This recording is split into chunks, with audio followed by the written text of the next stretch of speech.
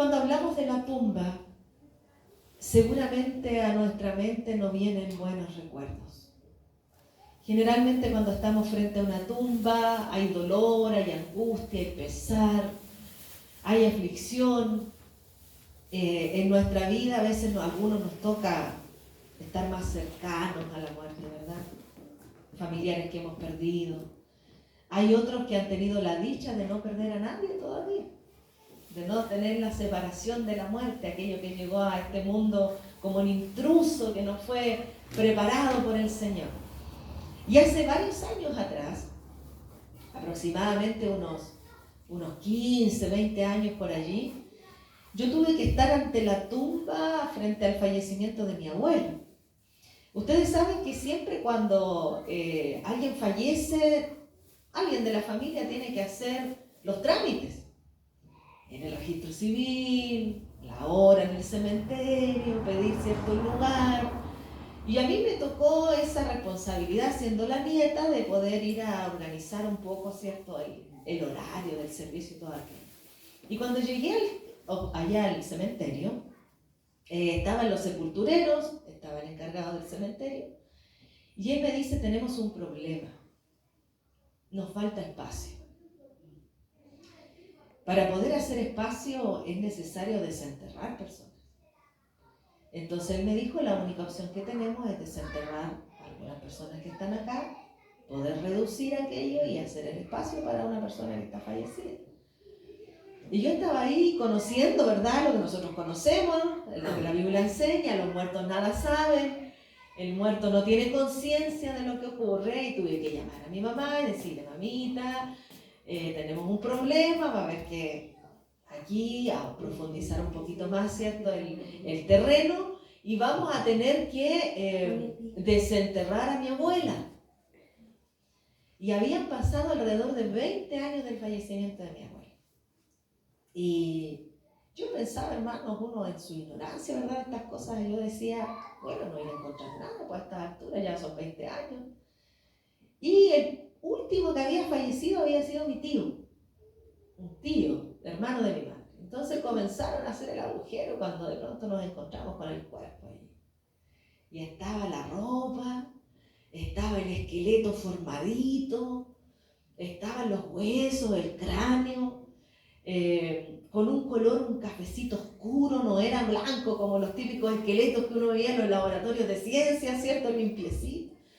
Y fui testigo de cómo se saca un cuerpo, ¿cierto?, cómo se toma un cuerpo, cómo el cuerpo se acomoda, se toman los huesitos y quedan en una bolsita, y eso se pone en un rincón. Y luego tuvimos que desenterrar a mi abuela, que llevaba un par de añitos más sepultada, y tuve la experiencia de desenterrar 2 cuerpos para poder hacer el espacio para que mi abuelo descansara en ese lugar. El Señor nos hace vivir experiencias de repente a nosotros, ¿cierto? Yo no sé cuántos de ustedes han tenido que desenterrar a algún muerto, pero bueno, yo viví aquello. Y frente a aquel lugar estaba, ¿cierto?, el dolor de la pérdida del tata, del abuelito, que es lo que uno experimenta cuando alguien parte de este mundo. Pero también estaba esta cosa nueva que era, oye, vivir esta experiencia de tener que reducir, ¿cierto?, los cuerpos de la familia. Cuando llegaron los familiares, obviamente ya estaba todo listo. Yo sabía lo que había ocurrido y el resto no tenía idea de lo que habíamos pasado. Simplemente despedimos a mi abuelo. Generalmente cuando vamos delante de una tumba no hay mucho que podemos decir. Generalmente lo que tratamos de hacer es abrazar, es dar un cariño, es dar una caricia, es orar, es decir: estoy contigo. Pero nos cuesta encontrar palabras frente a la muerte. Nos cuesta encontrar una palabra de consuelo, nos cuesta qué decir. Hay muchos que prefieren no ir a los servicios fúnebres porque les incomoda, no saben cómo hacerlo. Y en la Biblia en varias oportunidades se habla de la muerte, y se habla de la muerte como un reposo, como un sueño, como un estado de tiempo. Inclusive se habla de la muerte como una promesa de resurrección, como la muerte, un sueño pasajero que está tomado de la mano de una esperanza bienaventurada. Cuando vamos a los Tesalonicenses, sabemos así, allí, ¿cierto?, se refleja: los muertos en Cristo resucitarán primero. Pero estar frente a la tumba de Cristo fue distinto. estar frente al lugar de sepultura de Jesús fue diferente. Porque Jesús había sido llevado a un lugar que no estaba preparado para él. Jesús no tenía un lugar donde ser sepultado.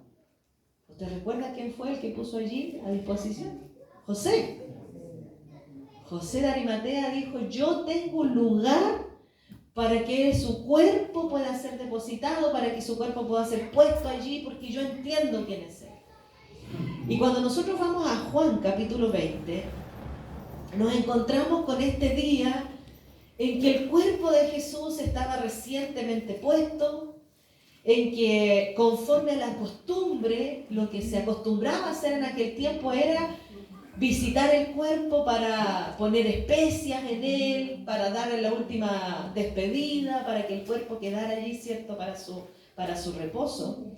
Y en el versículo 1 de Juan, del capítulo 20, dice, el primer día de la semana, muy de mañana, siendo aún muy oscuro, María Magdalena fue al sepulcro y vio la piedra del sepulcro quitada. María Magdalena se encuentra con un panorama que no esperaba.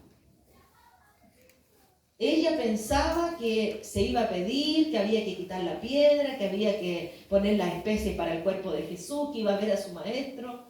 Recordemos que en el capítulo 19, versículo 25, estaban junto a la cruz de Jesús su madre, la hermana de su madre, María, esposa de Cleofas, y María Magdalena.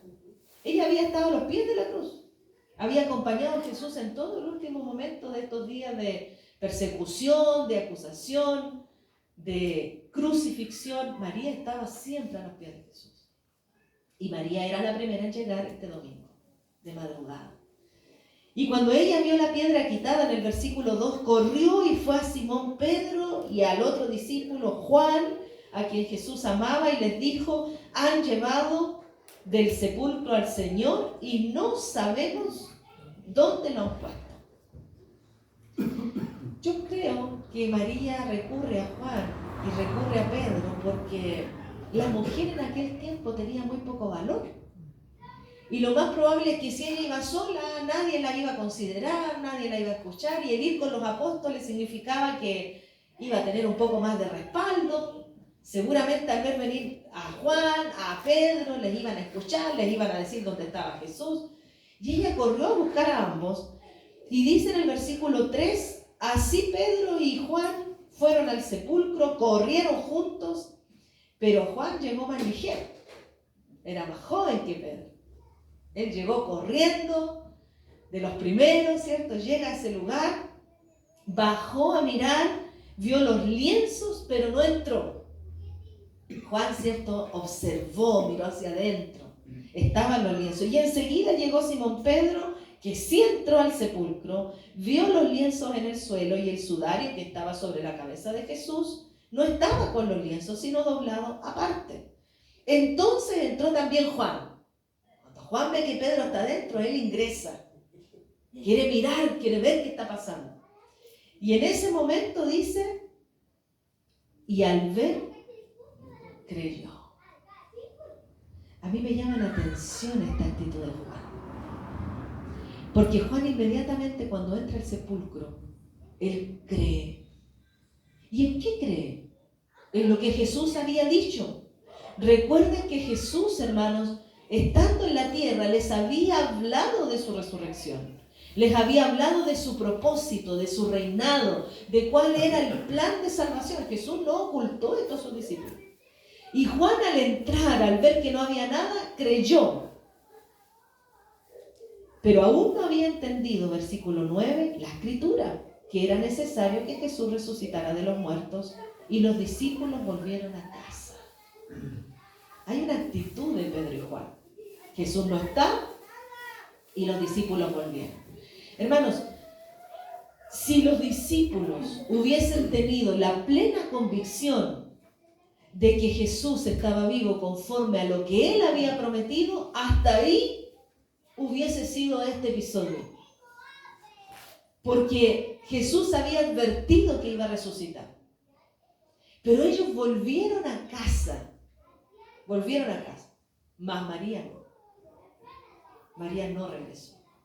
María se quedó allí en el versículo 11, llorando junto al sepulcro. Mientras lloraba, ella miraba hacia adentro, no entendía qué había pasado con su maestro. ¿Dónde estaba el cuerpo de Jesús? Yo no sé, hermano, si usted ha visto el último momento cuando nosotros llegamos a sepultar a una persona. Pero sin duda es uno de los momentos más difíciles, porque ese es el desapego del cuerpo. Es la última despedida, es la última vez que tocamos a ese ser querido. Y María tenía este anhelo en su corazón, de tocar a su maestro, de ungir el cuerpo de su maestro, de despedir a su maestro con la dignidad que Jesús se merecía. Y estaba allí llorando, y cuando se asoma a mirar, vio a dos ángeles en ropas blancas sentados, uno a la cabecera del otro y otro a los pies donde había sido puesto el cuerpo de Jesús, y le dijeron: mujer, ¿por qué lloras? Respondió: porque se han llevado a mi Señor y no sé dónde lo han puesto. Ese era el quebrantamiento de María. María lloraba porque no sabía dónde estaba su maestro. Hermano, cuando en el mundo hay personas que no conocen a Jesús, el llanto es algo cotidiano. Porque nosotros lloramos cuando no sabemos dónde está Jesús. El llanto es algo propio cuando nosotros no sabemos dónde está nuestro maestro. Ahora, ¿será que nosotros como cristianos no lloramos? Por supuesto, lloramos. Ayer muchos lloramos, ¿cierto? Por la tarde. El ser humano tiende a llorar cuando la emoción le abruma. Y ella estaba llorando y les explica el por qué. Porque mi maestro no está, porque su cuerpo no está, porque no sé dónde lo han puesto. Y luego, en el versículo 13, sigue diciendo, ¿cierto? No sé dónde está. 14, cuando hubo dicho esto, se volvió hacia atrás y vio ¿a quién? A Jesús. Hermano, qué tremendo privilegio de esta mujer. Ver a Jesús de pie. ¿Por qué fue María y no fue un apóstol? Hermanos varones, ¿usted se ha puesto a pensar que la primera persona en ver a Jesús vivo fue una mujer? ¿Por qué fue María? Porque ella perseveró en ese lugar. Porque ella se mantuvo en todo momento en la cruz, a los pies de Jesús, siguiendo el camino de Jesús, estando en el sepulcro con Jesús. Una mujer que perseveró en el discipulado. Una mujer firme en su convicción. Pero cuando ella mira, dice, no se dio cuenta que era Él. Yo imagino, hermanos, que el corazón de María estaba tan atribulado que no fue capaz de ver a Jesús delante de sus ojos. ¿Cuántas veces en tu vida has tenido tanta aflicción que no te das cuenta que Jesús está ahí?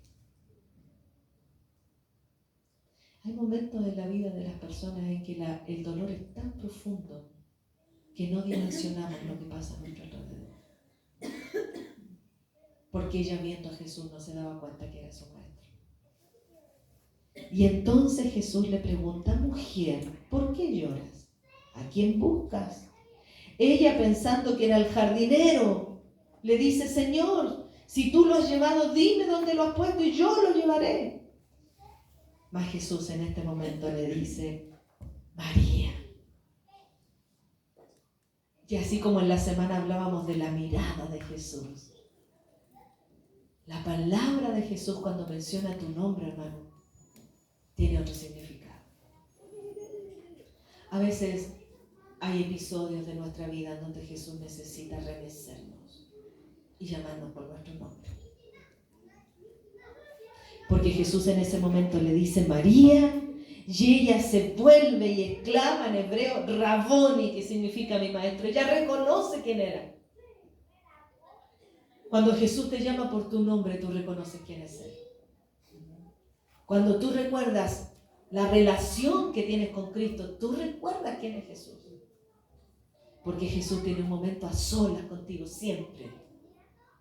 Y ella reconoce a su maestro y Jesús le dice: no me detengas porque aún no he subido a mi Padre, pero ve a mis hermanos, diles que subo a mi Padre y al Padre de ustedes, a mi Dios y al Dios de ustedes. Entonces María fue, dio la noticia a los discípulos que habían visto al Señor y de lo que Él les había dicho. Hermanos, María corrió, el Señor le dio una misión. Es necesario que vayas, que cuentes. ¿Y qué tienes que contar? Que me has visto, que estoy vivo. ¿Le llama la atención ese mandato? Ve y cuenta, ve y diles que estoy vivo. Ese es el mismo llamado que el Señor nos hace hoy a nosotros. Ve y cuenta que Jesús está vivo. Pero cuando María llegó delante de los discípulos, ellos no creyeron. Y María contó lo que había visto, María contó que Raboni le había hablado, y María contó que él ya no estaba en la tumba, y los discípulos, los amigos de Jesús, los que vivieron 3 años con Jesús, los que vieron los milagros, la sanidad de Jesús, los que vivenciaron el perdón de Jesús, los que tuvieron intimidad con Jesús, las caricias de Jesús, no creyeron. Y el Señor en su misericordia y amor se presentó delante de ellos. Quizás aquí habemos algunos como Pedro, como Juan, como los apóstoles. Porque dice el versículo 19, al anochecer de ese día, el primero de la semana, estando los discípulos juntos con las puertas cerradas por miedo a los judíos, vino Jesús y se puso en medio de ellos. Mire el contexto en el que estaban los discípulos. ¿Qué estaban haciendo? Ocultos, encerrados, incrédulos, cabizbajos, derrotados, destruidos. Esa era la condición de los discípulos. Cuando Jesús les había dicho: yo voy a morir, mas voy a resucitar. Pero los discípulos estaban solo mirando su pesar, quejándose, apesadumbrados. Esa era la condición en la que estaban. Y allí llegó Jesús y les dice: paz a ustedes. Dicho esto, le mostró las manos, el costado, y los discípulos se alegraron de ver al Señor. Entonces Jesús les dijo otra vez: paz a ustedes, como me envió el Padre, también os envío yo. Segundo llamado. Ustedes son mis enviados ahora. Con esto sopló y les dijo: reciban el Espíritu Santo. A quien ustedes perdonen los pecados les serán perdonados, a quienes los retengan les serán retenidos. Pero Tomás, llamado el gemelo, uno de los 12, no estaba con ellos cuando vino Jesús. Y aquí vemos otro discípulo que no estuvo presente. Yo pienso y medito en la paciencia de Jesús, la paciencia de Dios para con nosotros. Porque Tomás no estaba, y dice que cuando los otros discípulos le contaron en el versículo 25, hemos visto al Señor, él contestó: si no veo la señal de los clavos en sus manos y pongo mi dedo allí, mi mano en su costado, no creeré. Terco, tosudo, incrédulo. Hermano, tú puedes ser un discípulo de Jesús y ser como Tomás. Tú puedes ser un discípulo de Jesús y estar escondido, estar aquejadumbrado, estar derrotado, estar triste, estar angustiado. Puede ser, porque así estaban ellos. Y Tomás dijo: si yo no toco, si yo no lo veo, si no se muestra conmigo, yo no voy a creer. Y el Señor, en su misericordia, 8 días después, que estaban otra vez los discípulos dentro y con ellos Tomás, aunque las puertas estaban cerradas. Mire qué interesante, ¿cómo seguían las puertas? ¿Cuántos días después? Yo no sé, hermano, si a usted le dan ganas de estar ahí y remecer un poco lo dice. ¿Cómo es que si Jesús resucitó, se les presentó, se mostró, les hizo el llamado, llevaban 8 días encerrados todavía? ¿Cuánta ¿Cuántas veces el Señor nos ha hecho un llamado y vivimos encerrados entre cuatro paredes? ¿Cuántas veces el Señor nos ha llamado a nosotros a ir a contar que está vivo y predicamos entre cuatro paredes para nosotros? Sin salir, sin cumplir la misión, sin llevar adelante este mandato. Porque 8 días después seguían encerrados. La única diferencia es que ahora estaba Tomás. Y Jesús llega nuevamente, se puso en medio de ellos y dijo: paz a ustedes. Y luego dijo a Tomás: pon tu dedo aquí, mira mis manos, acerca tu mano, ponla en mi costado y no seas incrédulo, sino sé creyente. Hermano, estas palabras no fueron solo para Tomás. Era una nueva muestra de que Jesús estaba vivo para los discípulos. Y entonces clamó Tomás: Señor mío, Dios mío. Y Jesús le dijo: porque me has visto, Tomás, creíste. Dichosos los que no vieron y creyeron. Qué privilegio, hermano, de que usted sea nombrado por Cristo aquí. Porque aquí Jesús habló de nosotros. Jesús habló de esta iglesia. Jesús habló de su pueblo, de este tiempo, que sin haberlo visto creímos. Que sin haber estado presente seguimos creyendo. Bienaventurado seas tú, porque sin verle creíste. Y hasta el día de hoy seguimos creyendo que Jesús vive. Mi hermano, cuando Jesús se presenta aquí, luego viene el capítulo 21, que durante la semana lo estudiamos, ¿se acuerdan? Cuando estaban pescando, cuando habló con Pedro, el Señor fue misericordioso de ir una tras otra vez delante de sus discípulos para mostrar que Él estaba vivo, para inculcar el llamado, para reforzar la misión. ¿Por qué era necesario hacer esto? Porque si no, los discípulos no hubiesen ido. Hubiesen quedado encerrados, con miedo, hubiesen quedado titubeantes, hubiesen quedado, ¿cierto?, pensando que el mandato de Jesús y el Mesías realmente no había venido. Sin embargo, la visita de Jesús hace que ellos puedan comenzar su ministerio. Porque Jesús deja sobre ellos el Espíritu Santo. En la medida que Jesús te visite, tú vas entendiendo el propósito por el cual estás aquí.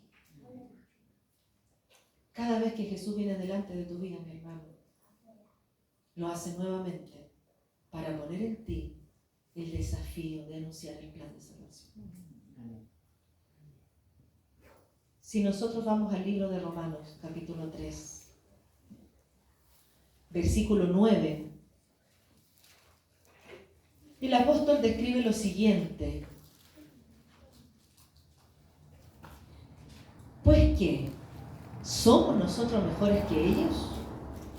De ninguna manera, porque ya hemos denunciado que tanto judíos como gentiles todos están bajo pecado. No hay justo ni aún uno. Pero mira el versículo 23. Por cuanto todos pecaron y carecen de la gloria de Dios, pero son justificados gratuitamente por su gracia, mediante la redención realizada por Cristo Jesús. Bueno, no hay justicia en nosotros más que en el mundo. No hay honor, no hay acción, no hay ninguna actitud que esté por sobre el resto. Mas el Señor dice: todos pecaron, mas todos son justificados gratuitamente. Y el Señor hoy día nos llama a poder recibir nuevamente la salvación de Padre Jesús. Tal vez nosotros somos María, que estamos a los pies de Jesús. Tal vez estamos como Pedro, mirando de afuera. O como Tomás, un poco incrédulo, porque llevamos demasiado tiempo escuchando estas cosas.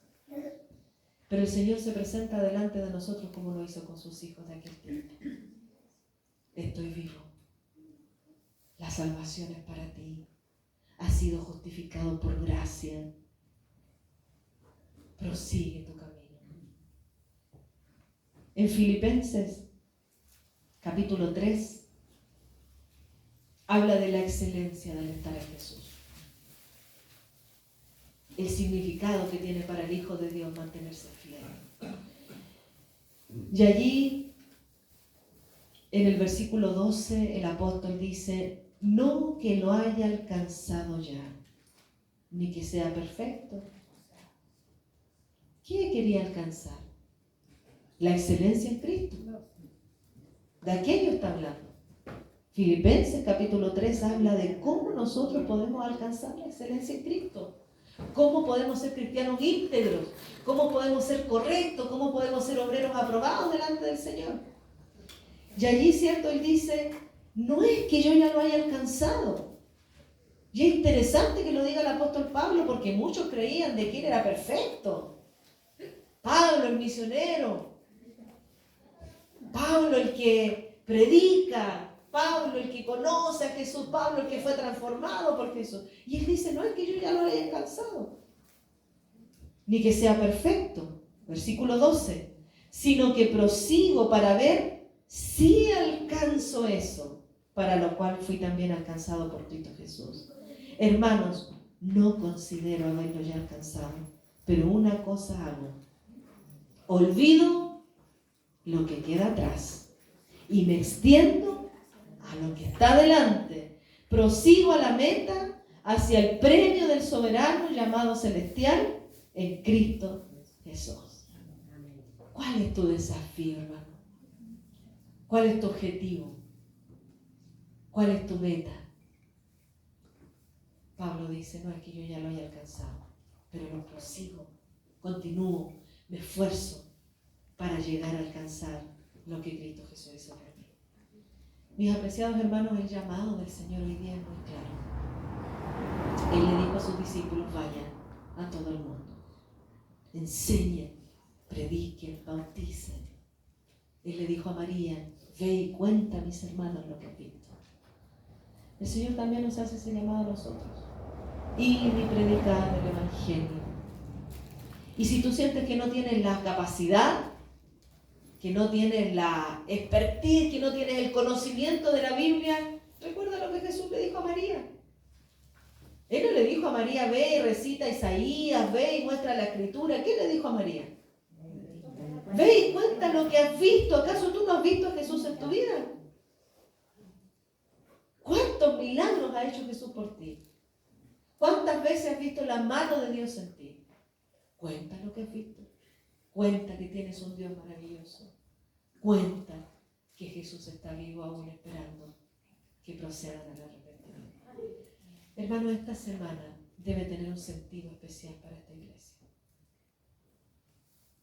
Yo escuchaba en la semana a algunos mencionar: nos hubiese gustado tener visitas, entregamos tantos volantes. Hermano, el Señor tiene propósitos y tiempos. Y quizás el tiempo de esta semana fue para que usted tuviera un reavivamiento espiritual. Usted no puede continuar en su iglesia de Nogales como estaba hace un sábado atrás. Porque esta semana el Señor ha llamado a nuestro corazón para que nos reencontremos con Él. Y en la medida en que usted tenga una vida personal, íntima con Jesús, usted va a entender el propósito del llamado de Jesús. Cuando usted habla con Dios, cuando usted experimenta a Jesús, cuando usted vive con Jesús, usted no quiere callar y quiere ir a otros. Y el propósito que viene ahora es: ¿qué vamos a hacer como iglesia para que aquellas almas que todavía titubean, que todavía están en el mundo, que todavía no conocen esto, puedan llegar a Dios? Hermano, ahora viene el trabajo. Usted ya sabe lo que tiene que hacer, sabe la comunión que tiene que tener con el Señor, pero ahora viene el trabajo. ¿Qué vamos a hacer? Como ministerio de diáconos, ¿qué vamos a hacer? ¿Cómo vamos a organizar las visitas del cuerpo de ancianos? Como ministerio de la mujer, ¿qué vamos a hacer? ¿Cuál va a ser nuestro proyecto Vive? ¿Cómo vamos a evangelizar? ¿Qué estrategia vamos a usar? ¿Vamos a hacer entre amigas? ¿Vamos a ser madres de rodillas, hijos de pie? ¿Vamos a trabajar con parejas misioneras? ¿Qué vamos a hacer? Porque la iglesia de Nogales no puede seguir como antes estaba, hermanos. Yo veo una diferencia. Cuando yo vine el 5, la puerta estaba cerrada. Yo ahora veo la puerta abierta. Si alguien pasa por fuera, ahora me ve y yo puedo decirle, venga, escucha la palabra de Dios. Hay pequeños cambios que tenemos que hacer, hermano. No podemos escucharnos entre nosotros, porque se nos fue el mandato del Señor. ¿Qué es lo que tenemos que hacer entre nosotros? Comunión. Eso sí, sirvan el pan, compartan los unos con los otros, hagan grupos pequeños, visítense unos a otros. Si está uno enfermo, llame a los ancianos que vengan a orar. Eso es. Pero el propósito no es solo compartir entre nosotros. El propósito es ir a buscar. Porque Jesús vino a salvar lo que se había perdido. Mi hermano queridos, tengamos comunión, pero cumplamos la misión. No es tiempo para que la iglesia esté llena. Este es el tiempo para que la iglesia se levante. Y si es necesario que vaya una y otra vez, hágalo. Y si es necesario que insista una y otra vez, hágalo. Y si es necesario que doble todos los días sus rodillas por esa persona, como Tomás, tosuda, incrédula, hágalo. Porque esa es su misión. Por eso el Señor le dio vida hoy, para que usted cuente que Él está vivo. Mis hermanos, el Señor nos bendiga y nos ayude a comprender que nada nos separa del amor de Dios. Mi texto favorito de la Biblia es Romanos 8, 38 y 39. ¿Qué nos puede separar del amor de Dios? Tribulación, hambre, angustia. Yo estoy seguro que ni lo alto, ni lo profundo, ni lo presente, ni lo porvenir, ni ninguna otra cosa creada nos podrá separar del amor de Dios, porque es en Cristo Jesús. El amor de Dios traspasa toda dificultad. Pero nosotros como iglesia necesitamos levantarnos para que la tarea sea cumplida, porque yo quiero que Cristo venga pronto. ¿Usted anhela que Jesús venga? Amén. ¿Y qué debe suceder para que Jesús venga? El Evangelio debe ser predicado. ¿Tenemos la responsabilidad o no la tenemos? Si yo quiero que Jesús venga, entonces ¿qué tengo que hacer? Llevar el Evangelio, hermano, con el don que usted tenga. Porque quizás a Sergio no le hace falta predicar. Con los cantos que él hace ya él está predicando de Jesús. Porque él tiene ese don.